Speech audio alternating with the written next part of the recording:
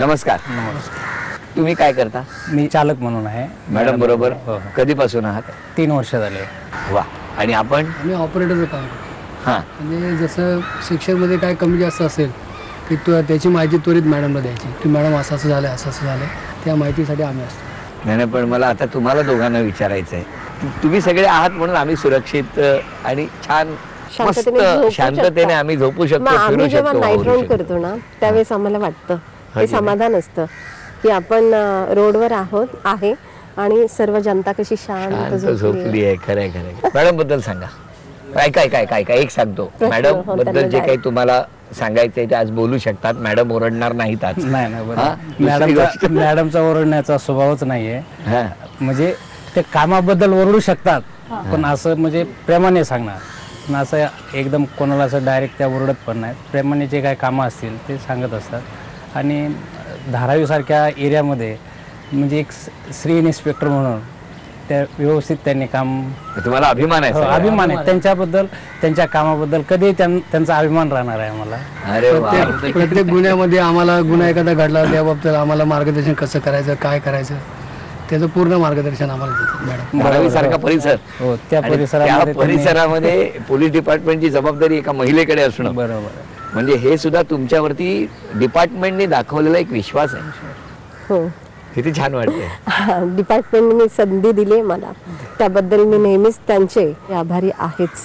कारण त्यांनी एका महिलेवर टाकलेला विश्वास, महिला म्हणजे समाजाची ताकद आहे. खरंय. आणि त्यांनी दिलेली संधी, तर त्याबद्दल मी त्यांचे आभार तर मनोमन नेहमीच मानते आणि मानत राहणार. बरं मला सांगा, आम्ही असं नेहमी म्हणतो की हातात लाटणं असतं महिलेच्या, कधी कधी तुमच्यासारख्या महिला त्याच लाटण्याचं रूपांतर दांडुक्यात करतात. म्हणजे समाजाला, समाजातल्या अशा वृत्ती आहेत किंवा अपप्रवृत्ती आहेत त्यांना वटणीवर आणण्यासाठी.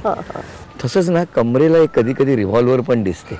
हो, असतं. ती कधी बाहेर काढून त्याचा वापर किंवा, कारण आम्ही फक्त ऐकत असतो किंवा चित्रपटात बघत असतो, पण तशी वेळ कधी तुमच्या बाबतीत आली का? हा, माझ्यावर आली. मी ठाण्याला असताना वर्तकनगरला मी सिनियर पी आय होते. तर त्यावेळी राबोडीमध्ये दंगल झाली होती आणि त्या दंगलीच्या वेळी परिस्थिती इतकी हाताबाहेर गेलेली होती. मी त्यावेळी म्हणजे वरिष्ठांशी चर्चा करून मी निर्णय घेतला की मला आता इथे फायर करणं, गोळीबार करणं फार गरजेचं आहे. कारण पोलिसांवर अटॅक होत होते, म्हणजे पोलिसांनाही काम करणं मुश्किल केलं होतं.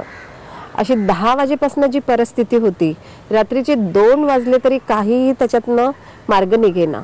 मग मी शेवटी माझ्या सर्व साथीदारांना, अधिकाऱ्यांना विश्वासात घेतलं की सर्वांना एक प्लाटून तयार केलं आणि मी सांगितलं की हा जो ग्रुप आहे तो पूर्णपणे म्हणजे तो डिस्पॅचच झाला पाहिजे, तो पुन्हा माघारी आपल्या आला नाही पाहिजे. आणि त्यासाठी मी सांगितलं की मी गोळीबार करते आणि वरिष्ठांची परवानगी घेतली आणि मी हा गोळीबार केला, हवेत केला. तिथे सगळा जो ग्रुप समोर उभा होता, तर वरती केल्यानंतर ते सगळे गल्ली बोळात पळाले आणि अगदी एकदम शांतता झाली तिथे. जो गोंधळ होता, दगडफेक हे ते सगळा आवाज, धडाड, काचा फुटता, हे फुटतं, सगळं शांतता झाली. तर त्यावेळेस मी नुसता गोळीबार करून बाहेर नाही पडले तिथून, त्या एरियातनं. तर त्यावेळेस मग मी त्यांना पुन्हा ऐलान केलं, म्हणजे हम आपके दुश्मन नहीं, हम आपके दोस्त है, हमें शांती चाहिए, अमन चाहिए, असा मी आवाज दिला. तर ज्या महिला वरतून आमच्यावर पाटा, काचा काय काय फेकत होत्या, पोलिसांवर अटॅक होत होता, पण महिलाही सोडत नव्हत्या. महिला सुद्धा वरतून पोलिसांवर असं काही काही टाकत होत्या. आणि मग त्यावेळेस कोणाला काही कळत नव्हतं की महिला आहे की पुरुष आहे. जेव्हा मी आवाज दिला तेव्हा त्या महिलांनी माझा आवाज ऐकला आणि सांगितलं की ऐका मॅडम आपल्या आहेत, जसं सुनो मॅडम अपनी है.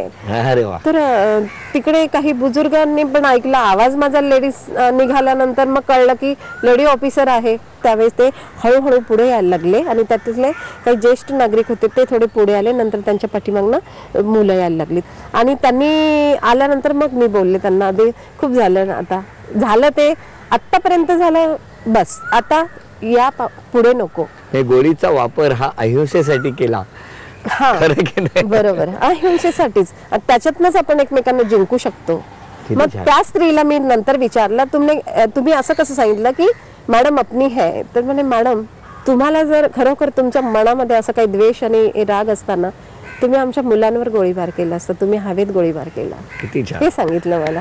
वा वा. मग कळलं तुम्हाला आज तुम्हाला इथे का आम्ही सकाळपासून मागे लागलो होतो, या या या या या या, कारण आम्हाला तुमच्याशी संवाद साधायचा होता, आम्हाला तुमच्याशी गप्पा मारायच्या होत्या आणि त्याच्याही पलीकडे जाऊन समस्त पोलीस दलातल्या महिला अधिकारी किंवा महिला पोलीस डिपार्टमेंटमध्ये काम करणाऱ्यांच्यासाठी प्रातिनिधिक स्वरूपाचा का होईना पण आज सगळ्यांच्या वतीने आम्हाला तुम्हाला ती पैठणी देण्याचा एक आनंद घ्यायचा होता आणि त्यामुळे आज ती मानाची पैठणी तुम्हाला मिळणार आहे.